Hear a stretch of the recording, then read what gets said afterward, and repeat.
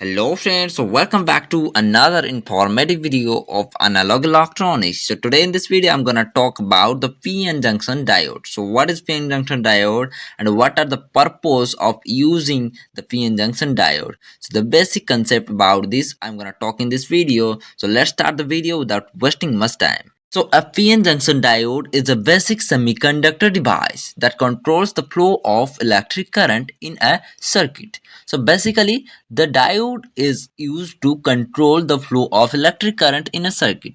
And the PN junction diode is having two sides. One side is made of P-type semiconductor and the another side is made of N-type semiconductor. So by combining the P-type semiconductor and N-type semiconductor, the PN junction diode is created. Basically, a PN junction diode is looks like this. Here you can see the image of PN junction diode, and the symbolic representation is this. Okay, so diode is a two-terminal semiconductor device. The positive terminal is called as anode terminal, that is a anode, and the negative terminal is called as a cathode. Okay, so in between the P side and N side, a region is created. That region is known as a depletion region. Okay.